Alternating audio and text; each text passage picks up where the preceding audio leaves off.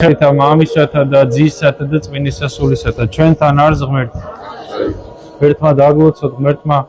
გაგახაროთ. საოცარ პერიოდში შედის საეკლესიო მსახურებები, ხვალ უკვე მეზვერისა და ფარისევლის კვირა და მომავალი კვირის დღეები მსგებსია, ანუ მარხვა, უთხრშაბათი და პარასკევს არ იქნება და უახლოვდებით სააღდგომო დიდ მარხვას. როდესაც ადამიანი უნდა ცდილობდეს, რომ განსაკუთრებულად მოემზადოს ბრწყინვალე აღდგომის შესახვედრად, აქ იგულისხმება ლოცვა, მარხვა, მსახურებებზე დასწრება და უკვე თითოეული ქრისტიანი აქედან უკვე თადარიგს იჭერს, რომ ეს ყველაფერი მისი გასაკეთებელია, მისი შესასრულებელია და ამისთვის ვემზადებით. დღევანდელ დღეს მოვისმინეთ სახარებიდან ის ადგილი, სადაც რომელიც უმოწყალო მსაჯულს, უმოწყალო მოსამართლეს ეხება, მაგრამ ამ იგავის დაწყებამდე უფალი გვეუბნება ერთი მუხლით ადრე, რომ თუ რა დიდი მნიშვნელობა აქვს და რა განსაკუთრებული მნიშვნელობა აქვს მოუკლებელ ლოცვას. და ამ იგავში ვიგებთ, რომ ეს უმოწყალო მსაჯულთან მიდის ადამიანი, რომელიც ითხოვს სამართალს, მაგრამ ეს საჯული ყურად არ იღებს ამ ყველაფერს და ეს ადამიანი შემდეგ ვინც სამართალს ითხოვს მოუკლებლად ხშირად თხოვს, რომ მე სამართალი აღასრულოს და რას ამბობს ეს საჯული ღმერთის არ მეშინია, ადამიანების არ მწვენია, მაგრამ რადგანო ამდენ განსაცდელს შემამთხოვესო, გულისხმობს იმას, რომ ესე ძალიან მაწუხებსო, ამის გამო კი ბატონო აღუსრულებ ამ სამართალსო.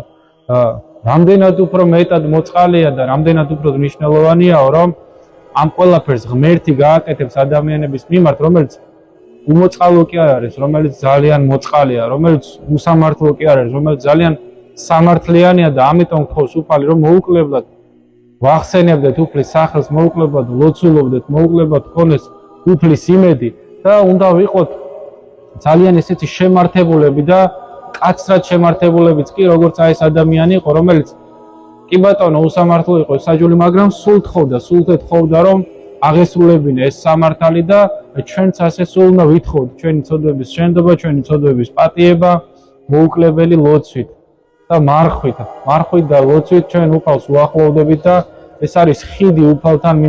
მიმყვანებელი სინანული, რა თქმა უნდა. და ამისთვის ვემზადებით უკვე, რომ დიდ მარხვას ესე განსაკუთრებული მდგომარეობით შევეგებოთ. წინა კვირას მეზვერე ზაქეს ეხებოდა სახარება, ხვალინდელი სახარება უკვე მეზვერესა და ფარისეველს ეხება და რა ჩანს ამ სახარებიდან, რომ ადამიანი, რომელსაც გონია, რომ ლოცულობს, მარხულობს, ყველაფერს კარგად აკეთებს, ამით ამპარტავნებს, ის გამტყუნებული, ნაკლებად გამართლებული გამოვა ტაძრიდან, ხოლო აი მეზვერეები, რომლებიც ძალიან ეზიზღებოდათ და სამართლიანად ეზიზღებოდათ ადამიანებს, რადგან მტრის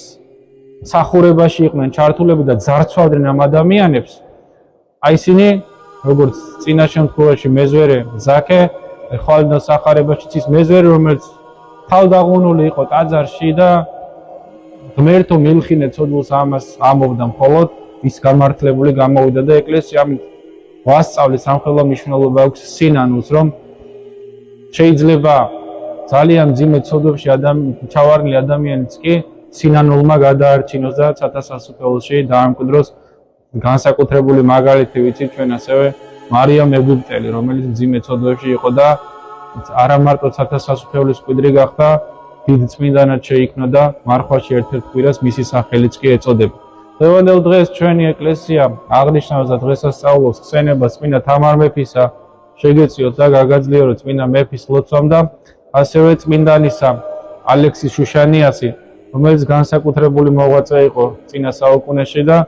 ჩვენი ქვეყნის ისტორიაში განსაკუთრებული მოღვაწე იყო და მადლობა ღმერთს, რომ ჩვენ გვაქვს ეს არის მისი პირადი ჯვარი, რომელიც შემდეგ უკვე ეს პერანგია გაკეთებული, წმინდა ალექსის შუშანიას ჯვარია და ესეთი აზრი გაჩნდა, რომ დღეს, როდესაც წირვა მთავრდება ხოლმე ვემთხოვი ჯვარს და აი ამ ჯვარზე გამთხვეული. ღმერთმა დაგლოცოთ და გაგახაროთ ჩვენთან არის არის დაიფაის.